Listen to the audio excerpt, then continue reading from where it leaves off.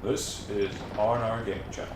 I'm Zach, and I'm here to talk to you today about Cuphead, and I brought you a little Battlefield gameplay to go along with that.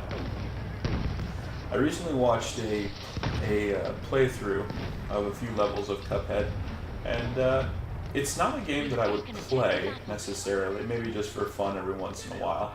But it is a game that I really do like the art style of. And it's funny that I'm playing this game and talking about Cuphead, because this is actually set right before the time period of artwork that was used for that game. Cuphead is made from like 1920s, maybe early 1930s cartoons. It's it seems cute, but it is surprisingly creepy to watch the gameplay and like look at the story. The soundtrack, however, is really awesome. It's really top notch.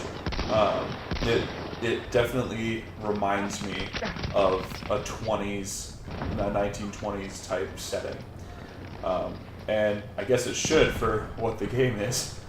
But the best way to describe it, I think, would be if Dark Souls and Mario had a baby, then that would be Cuphead.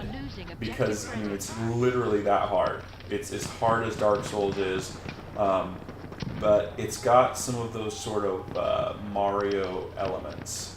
And it's a side-scroller, which I haven't seen many good side-scrollers in a long time.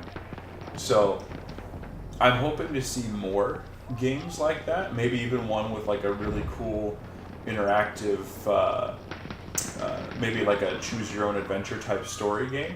That would be pretty cool. And I think someone like Telltale or maybe even Square Enix might make one just as a fun sort of, hey, we're gonna do this for such and such time, you know.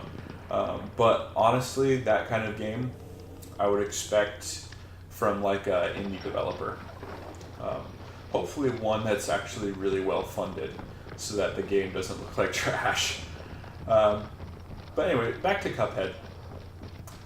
The story is that these two brothers, and they both look like cups. You can look it up online. These two brothers are going to the casino, and they keep gambling and they keep gambling, they keep winning, but they don't know that the owner of the casino is literally the devil.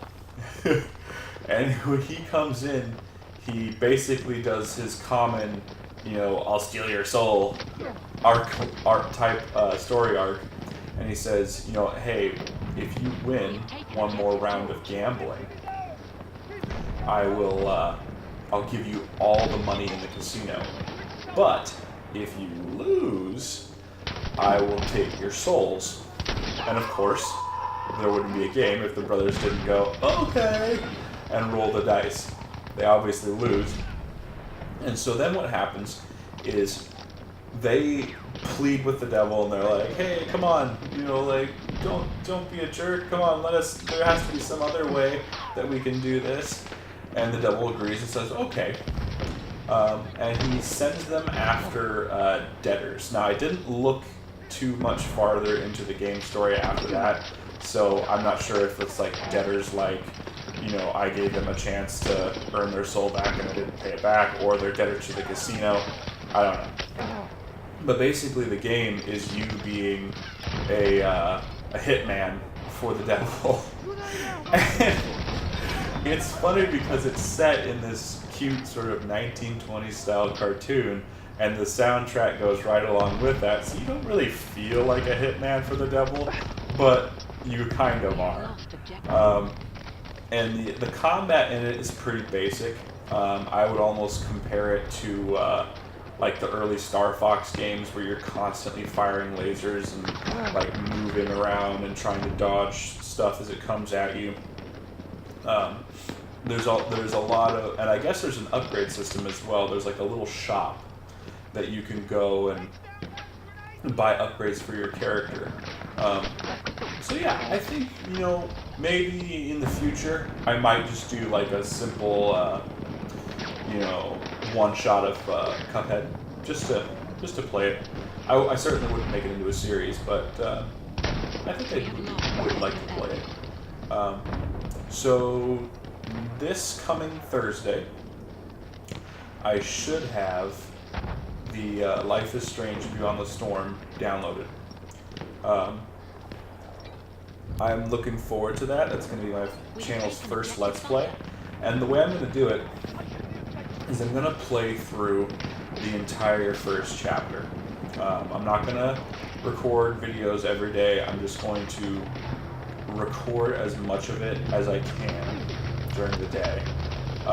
And then I'll split it up into parts. Now, I will release the parts every day, but it will be a continuation type thing, and not an individual video like these have been. And then once the chapter is done, I'll put a playlist on my channel of all the videos, and then what I'll probably do next after that will be a review, a chapter review. Just to sort of go over the story and compare it to the original Life is Strange. You know, see what's different and see if they stayed true to Chloe's character, who, if you don't know, Life is Strange featured two main characters, Maxine Caulfield and Chloe Price.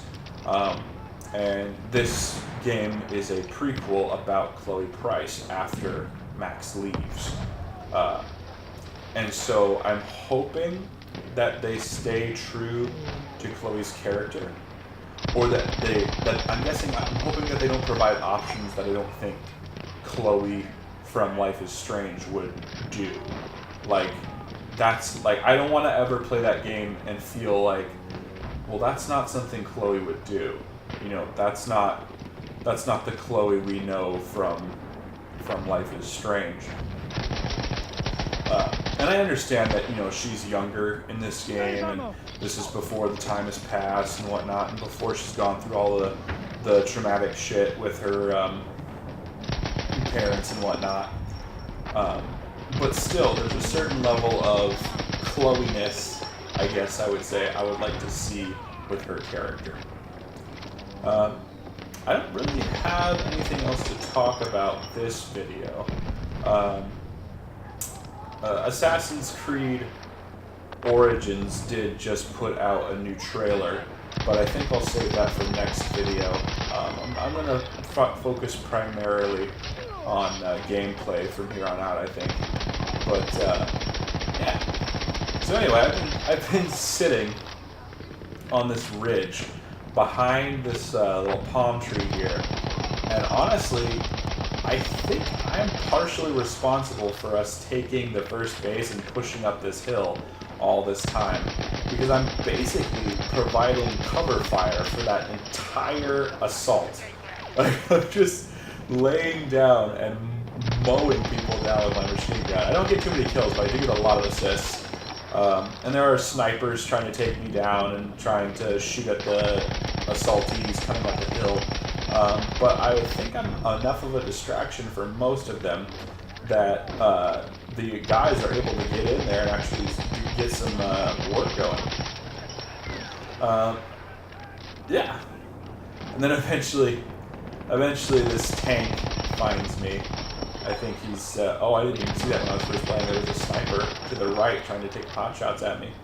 But this tank right here finds me after I accidentally hit it a couple of times and just blows me away.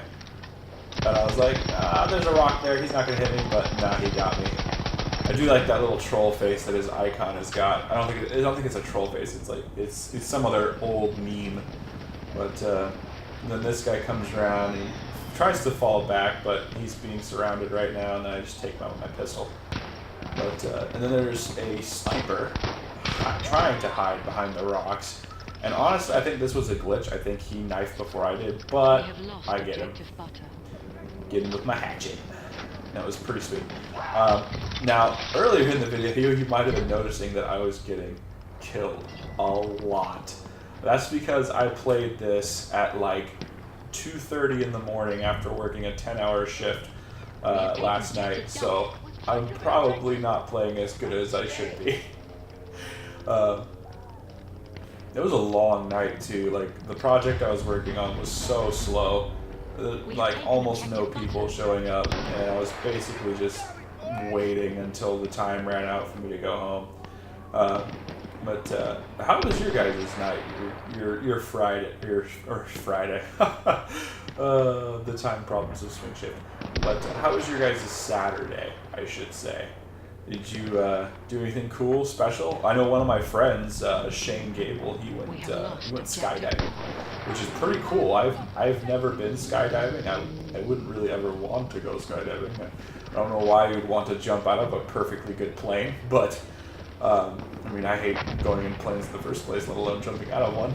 But I thought that was pretty cool to see that. So if you've got a cool Saturday story, post it in the comments. I want to know what you guys have been up to. But anyway, I'm over here trying to cover my teammates, trying to get shots off. I'm not really doing too good. They're hiding very well. And then this tank comes again and blows me away. I don't see him at first, but he's right over there in the left, coming down the road there, and he sees me taking pot shots at this guy, and then dead. But I'm not totally dead yet. There is a medic on his way right now, coming to heal me. And at first I was just gonna, revive myself, but then I saw his little approaching icon. Of course, he gets blown away by that same tank. But I get left alive in enough time to do some heavy damage to this tank as a sniper, which a lot of people don't get to do as a sniper. Like, a lot of people don't use cablets too. They're set up more as a sniper than I can just wreck this guy's face with a light tank grenade. But I think eventually the tank gets destroyed, but either that or we just win outright before the tank can do any more real damage. But I think this is my last fight before it goes to victory. But anyway, I hope you had a good drink or a relaxing smoke while you watch this. I hope you enjoyed yourself, and I will see you the next time we get together. This has been R&R Gaming Channel. I'm Zach, and I'll see you when I see you. Bye.